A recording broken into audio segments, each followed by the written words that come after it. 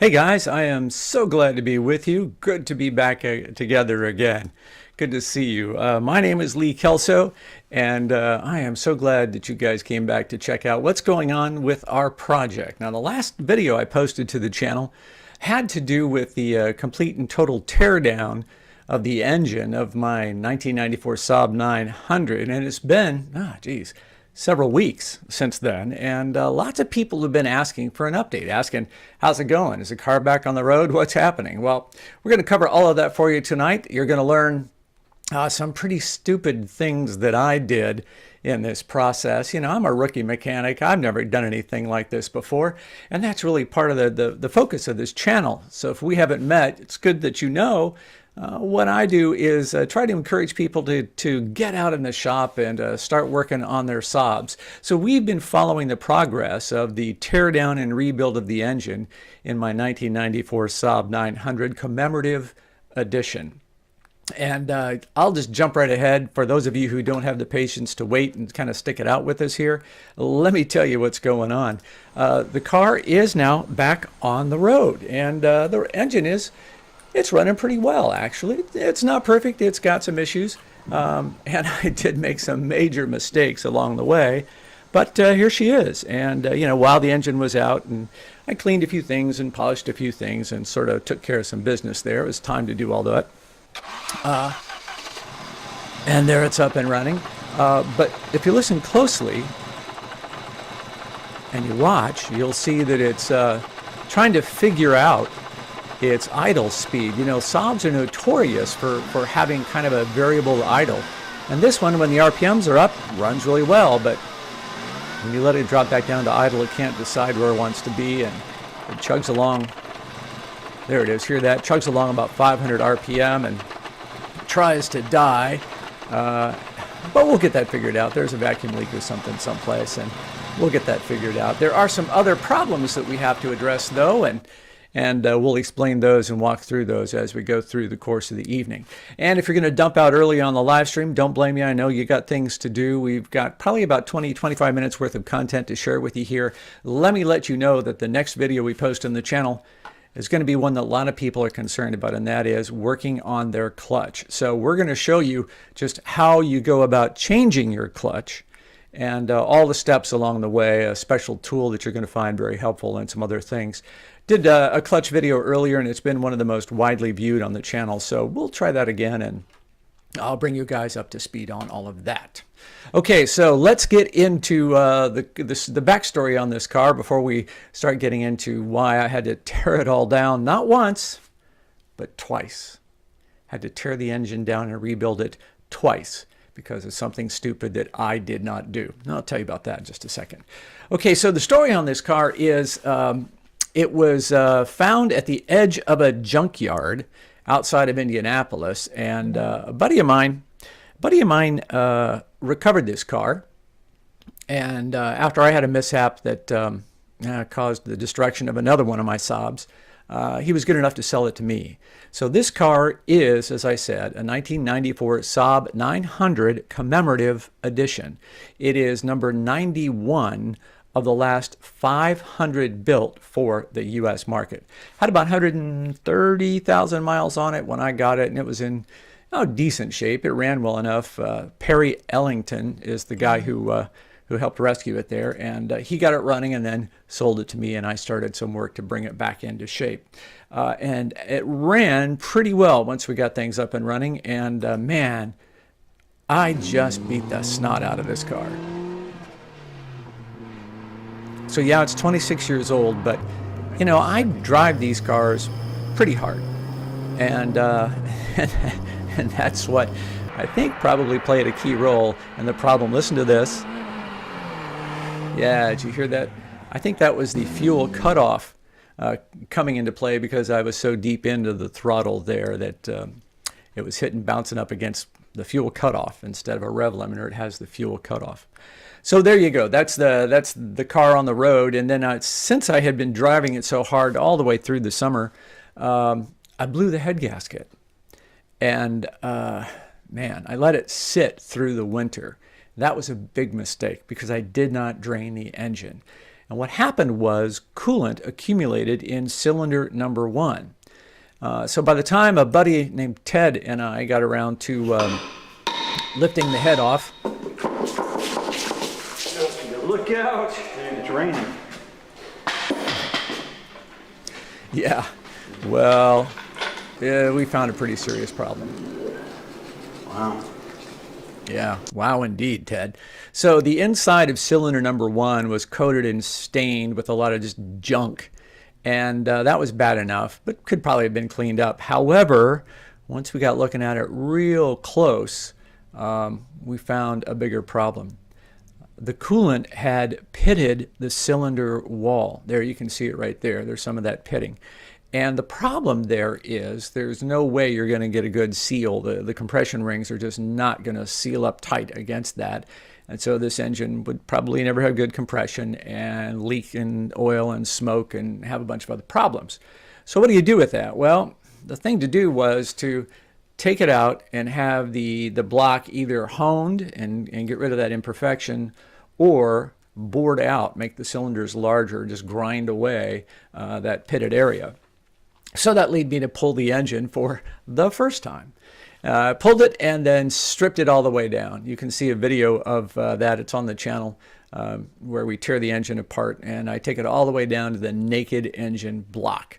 Now, I'd never done anything like that before. It was not particularly difficult, but again, something that I had just never done. So it was a good experience to jump into that and get my hands dirty that way. And that's really, as I said, kind of what this channel is all about. Urging guys to get out in the garage and try something you haven't tried before and keep these old cars on the road. So the block goes off to an engine shop where they bored out the cylinder. They enlarged it, and that, of course, meant I had to put in different pistons. Well, here is some video that the machine shop shot for me, I think on a cell phone or something. They are honing the engine cylinder here. So the honing process is a way to make the inside of the cylinder smooth, but not completely smooth. You want to have some friction there so the compression rings can grab and create a good seal. So there they are, honing the engine block. Then they milled the top of the block, and this is the cylinder head. So they cut just a couple millionths of an inch, thousandths of an inch, off of the aluminum on the top of the head, or the bottom of the head, so that you have a perfectly smooth surface to mate to the engine block. These are the Wasner aluminum forged pistons that went back in the car. And these are supposedly a high-performance piston. And there they are stacked up next to the old dirty pistons that came out. And machine shop did a good job for me there in assembling those pistons. And then it was up to me and Ted to put them back in.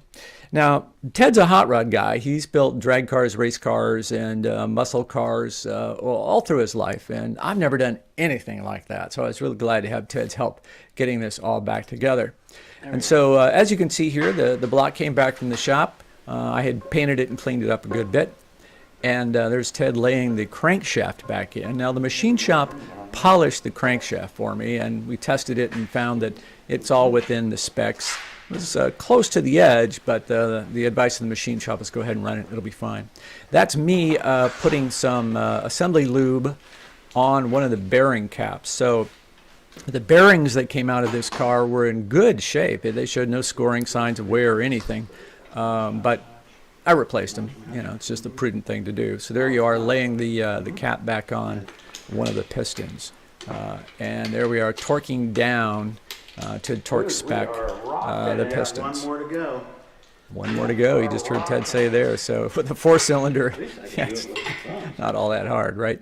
So, okay, so we got it that far, and I wanted to show you this. As I said, had never done anything like this before.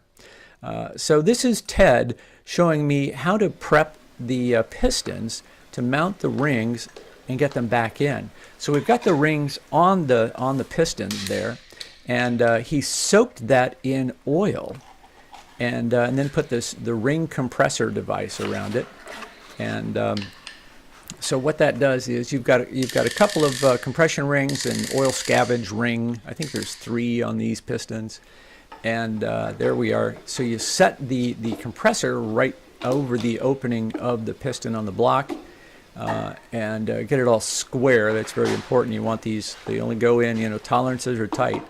So there he is, tapping down the spring compressor, and then you gently tap the piston back into place.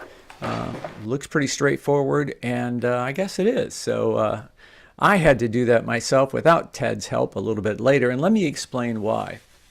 So I did not know when I took the engine block into the machine shop that I also had to take along the aluminum end plate on the engine block and the timing chain cover plate. So they milled the block in between just a little bit, and then those 2 end plates stuck up above the block. Well, I didn't know you had to do that. And somebody on the Facebook 900 group tipped me off on that and said, "Now you did have those milled, didn't you?" No, I didn't. But by that time it was too late. The engine was back together, and when I put it in the car and filled it with fluid, coolant, man, water just was running out because the head did not get a good seal to the top of the block. It was painful because there was only one choice, and that was to pull the engine a second time, tear it down a second time, and take it back to the machine shop with both of those aluminum end plates so it could all be milled flat. Now, the machine shop did that for me at no cost. They felt bad. They said they should have let me know that they were going to have a problem here, but whatever. I really appreciate them taking that up and doing that second bit of work for me at no cost. So yeah, it was a pain. I had the thing completely reassembled, all the accessories, everything back together. It was in. I was headed toward actual assembly, or actually engine start, when that fluid leak just sent me in a different direction. So take it out, tear it all apart again, put it back together again, and part of that process is, of course, where you mount the head back onto the block. Well, this time around, I recruited my son Steve to lend a hand here, and here we are.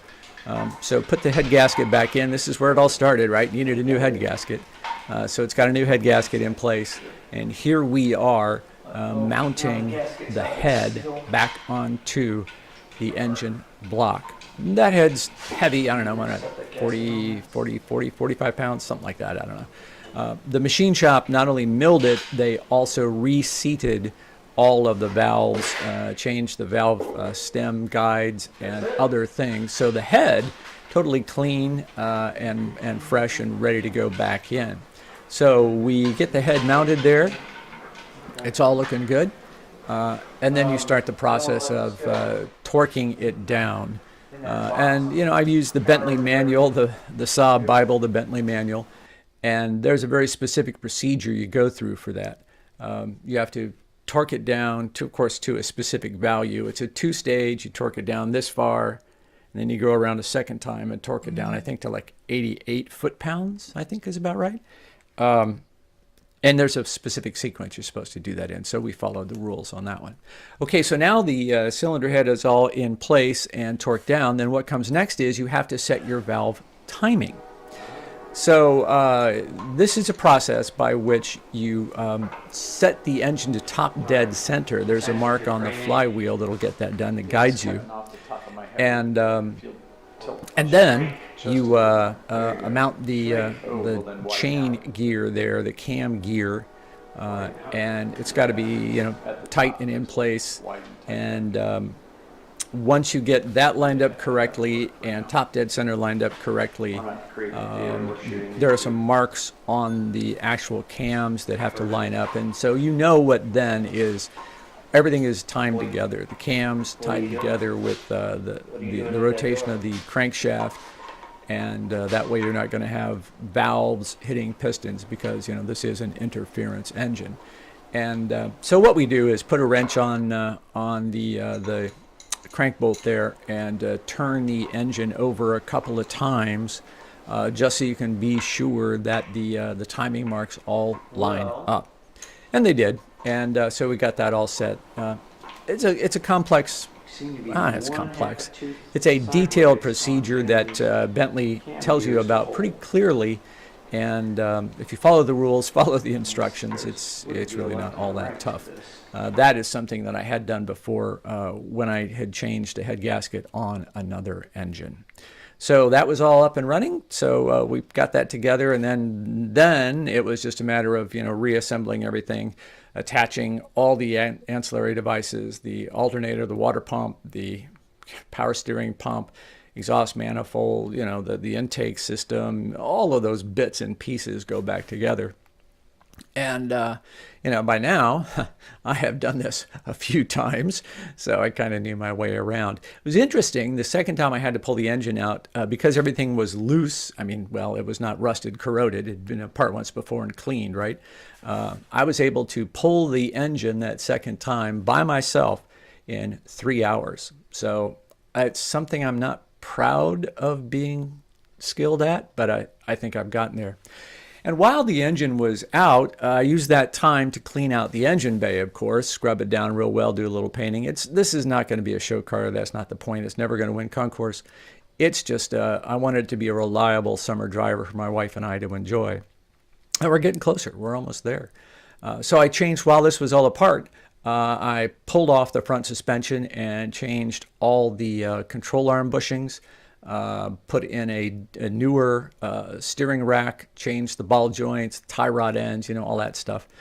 So now the front end feels nice. It's it was kind of sloppy, a little wobbly before, but now all tight, all good, and that was well worth doing. Not very difficult, and in fact, guys, I'd encourage you to get the Bentley manual and give that a go yourself. If you have a garage, some jack stands, and a few basic tools, hand tools, you can get this done.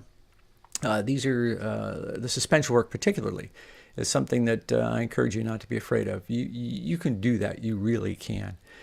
So anyway, so that's all back together. Put that stuff's all back together. The engine's back in the car, and then I had a real overheating problem.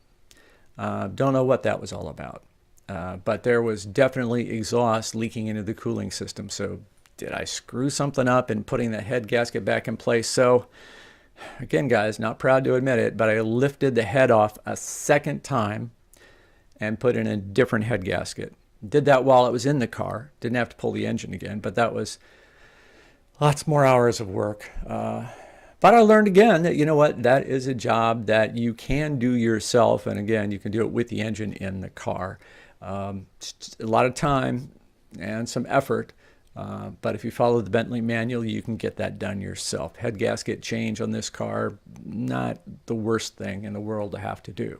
So then new head gasket goes in, button it all down, and finally the thing starts running. So let's go back to where we started here. I'll show you the video. This is the car sitting in the driveway today. It is clean, it is tidy, and it runs well. We've got about, I think almost 800 miles maybe on this now. And the car is running well. Once you get it up above the idle, still chasing that whole idle problem. And that is such a distinctive sound, right? Nothing sounds, to me at least, nothing sounds like that. You'll see I listen to that rattle. Yeah, man, when the RPM gets low, it just struggles not to die. I did the bling thing and put that spark plug plate in red.